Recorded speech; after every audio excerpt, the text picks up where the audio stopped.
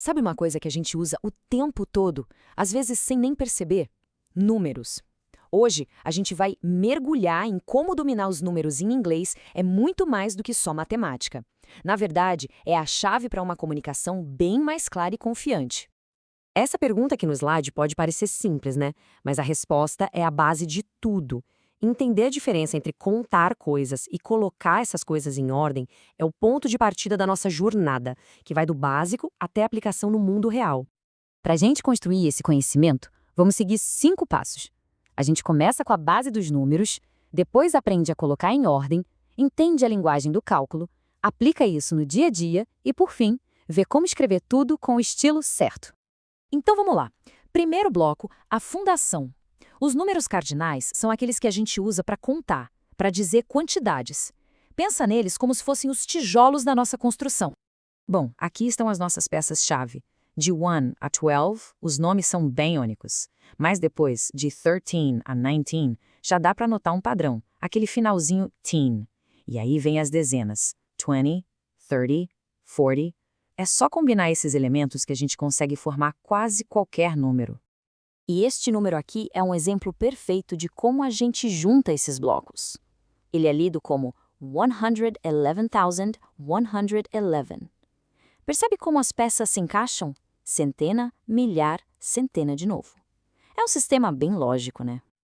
Agora, um ponto de atenção que é crucial, viu? Especialmente para quem fala português.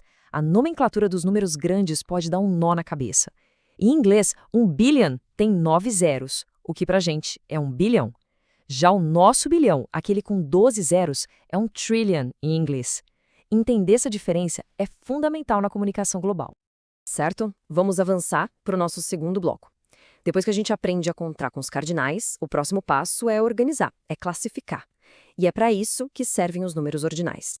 Olha, a regra geral para formar os ordinais é até que bem direta. A gente só adiciona TH no final do número. Por exemplo, 7 vira seventh. Parece fácil, né? Mas, como em toda boa regra, existem algumas exceções bem importantes que a gente precisa conhecer.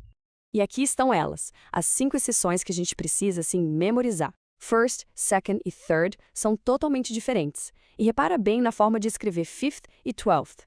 O segredo é dominar essas exceções para soar mais natural. E não é só para indicar ordem, não. Os ordinais têm outro uso super comum, frações. 1/4 para 1/4, 3/10 para 3/10. Ah, e vale lembrar que para 1/4 é muito comum também ouvir 1/4 ou só a quarter. Vamos para o nosso terceiro bloco.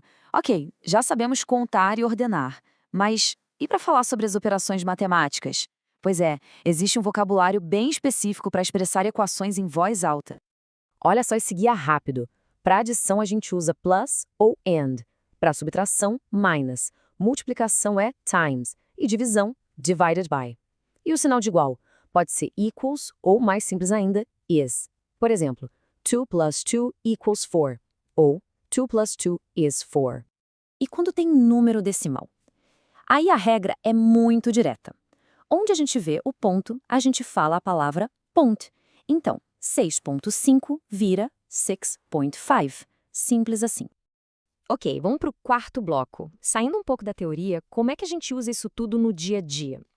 Datas e anos são 2 dos cenários mais comuns e às vezes os que mais confundem.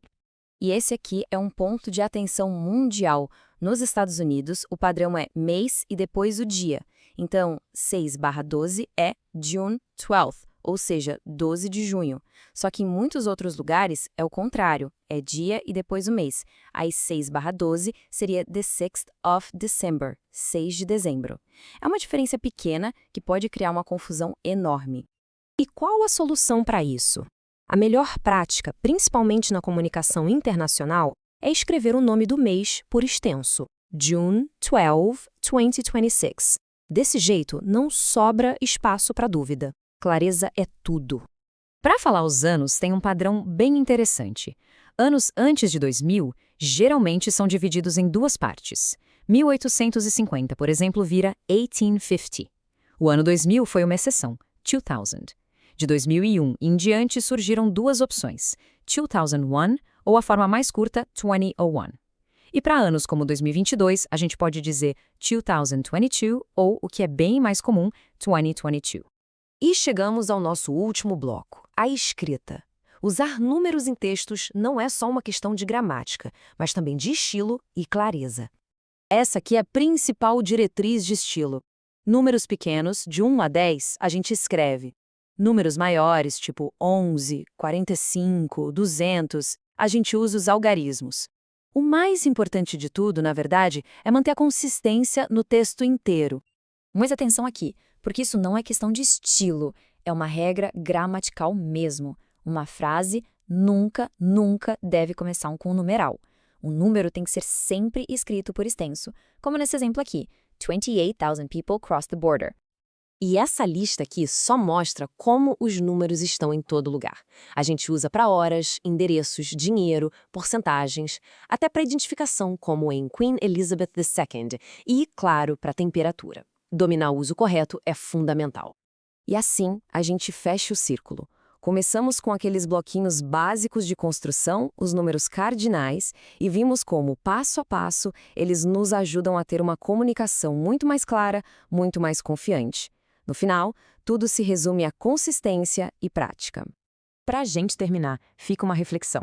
Pensando em como os números aparecem nos nossos e-mails, relatórios e até nas mensagens do dia a dia, qual estilo pode trazer mais clareza para a nossa própria escrita?